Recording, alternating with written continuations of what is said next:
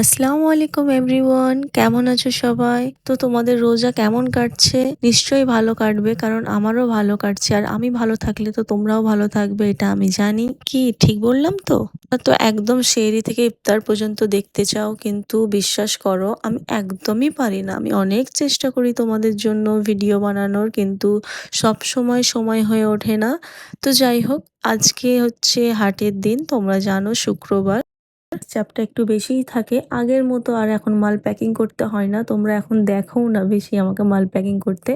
কারণ আরেকজন ভাই এসেছে, সে সব কাজটা সামলে নেয়, তাই আমাকে অতটা বসতে হয় না। কিন্তু হেডেকটা ঠিকই থাকে। কারণ হেডেক বলতে এই কোথায় নোংরা হচ্ছে বা কোথাও কাম জড়ো হয়ে যাচ্ছে, কাম সরিয়ে জায়গাটা ফাঁকা করা, এইসব আর কি। আর কিছুদিনের মধ্যেই কাজের অনেক চাপ বেড়ে যাবে, সে সব কিছু তোমরা জানতে পারবে।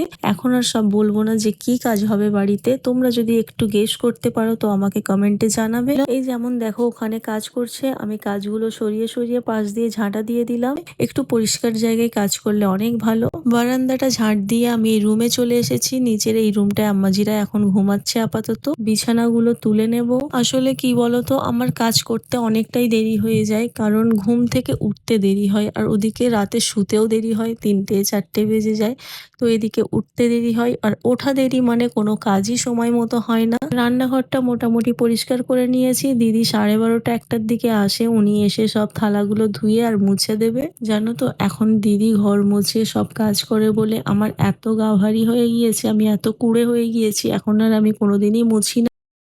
ডিটিডিসি থেকে ফোন এলো যে আপনার পার্সেল আছে, তো আমি নিচে চলে এলাম পার্সেলটা রিসিভ করতে। জানি না এটার মধ্যে কি আছে, তবে অনেকগুলো পিয়ার প্যাকেজ আসার কথা আছে। আমি উপরে গিয়ে অবশ্য চেক করে নেব যে এটা কে পাঠিয়েছে। তারপর 10-15 মিনিট একটু শুয়ে পড়েছিলাম, আর 4টে বেজে গিয়েছে। আবার নিচে চলে এসেছি ইফতারির জোগাড় করতে। এসে দেখছি আম্মাজির অলরেডি অনেকগুলো কাজ হয়ে গিয়েছে, পেঁয়াজ আলু সব কেটে নিয়েছে। আমাকে বলল যে তুমি ফলটা কাটো, আমি রান্নার সব জোগাড় করে নিচ্ছি। তো তোমরা ভিডিও দেখতে থাকো, আমি তোমাদের সাথে কিছু কথা শেয়ার করি। আমার যে কোনো ভিডিওতে 75 থেকে 80% কমেন্টস তোমরা করো, তার মধ্যে 79.9% কমেন্ট আমার মন ছুঁয়ে যায়। একটাও আমি হেট্রেট কমেন্ট পাই না। আমি জানি না যে আমি কেমন ভাবে ভ্লগ বানাই যে তোমাদের মন এত ছুঁয়ে গিয়েছে। অনেক এরকম মেসেজ আসে যে দিদি তোমার কাছ থেকে আমি ইন্সপায়ার্ড, আমি অনেক মোটিভেট হই তোমার ভিডিও দেখে। তো তাদেরকে বলছি, জীবনে কামিয়াব হতে গেলে অনেক মেহনত করতে হবে। তোমরা আমাকে বলো যে সংসার করেও তুমি কত কিছু সামলাও, ছোট বিজনেস সামলাচ্ছ, আবার ব্লগিং। হ্যাঁ সত্যি অনেক কষ্ট লাগে, অনেক কষ্ট পড়ে যায়। আমার দুটো ছোট বাচ্চা আছে, দুজনকে সমানভাবে সামলানো, খাওয়ানো, সবকিছু মিলিয়ে অনেকটা চাপ পড়ে যায়। কিন্তু কি করব বলো, ওই যে একটা স্বপ্ন, অনেক বড় হতে চাই, আমাকে মানুষে চিনবে, আরো মানুষের কাছে আমার ডেলি ভ্লগ, আমার ডেলি লাইফস্টাইল পৌঁছে দেব, আমার ভিডিও তারা দেখবে, আমাকে ভালোবাসবে। এই আশাতেই তো এতটা কষ্ট করা। আর আমি জানি, আমার বিশ্বাস যে তোমরা আমার ওই কষ্টটার দাম দেবে। তো আগের ভিডিওতে কমেন্ট করেছিল হাসিবা মণ্ডল, কেমন আছো তুমি? আর একজন খুশি, তুমি কেমন আছো বাবু? হ্যালো জ্যোতি খাতুন, কেমন আছো তুমি? Hello Sara Ali, thank you so much এত সুন্দর কমেন্ট করার জন্য।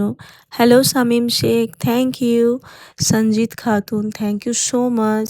একজন তো আমাকে মেসেজ করেছে যে আপা, আমি স্বপ্ন দেখেছি যে তুমি আমাদের বাড়ি এসেছো, আমার শ্বশুর শাশুড়ি সবাই খুব খুশি। তো কারোর স্বপ্নতেও আসছি, আমি ভাবতে পারি না সত্যি তোমাদের ভালোবাসা। আর হ্যাঁ, তোমরা কি শুনেছো শুক্রবার দুপুরে ভূমিকম্প হয়েছিল? আমি যদিও বা বুঝতে পারিনি, কারণ আমি আমার একটা পায়জামা খুঁজতে এতই ব্যস্ত ছিলাম, এত ওর ভিতরে ঢুকে গিয়েছিলাম যে আমি বুঝতেই পারিনি, টের পাইনি যে ভূমিকম্প হয়েছে। আম্মাজি আমাকে নিচে থেকে ডাকছিল, তাড়াতাড়ি নাসমা নিচে আসো, নিচে আসো, ভূমিকম্প হচ্ছে। তো তোমাদের কার কেমন কি অবস্থায় বুঝলে আমাকে কমেন্টে জানিও। আর হ্যাঁ, একটা কথা বলে দিই, জীবনে যদি কিছু পেতে চাও, কিছু হতে চাও, তাহলে কিছু ত্যাগ করতে হবে, আর ওই ত্যাগটা তোমাকে মেনে নিতে হবে। তো অনেক জ্ঞান দিয়ে ফেললাম, আজকের ভিডিওটা এতটা ভালো লাগলে লাইক কমেন্ট শেয়ার করে দিও, সাবস্ক্রাইব করে দিও। টাটা।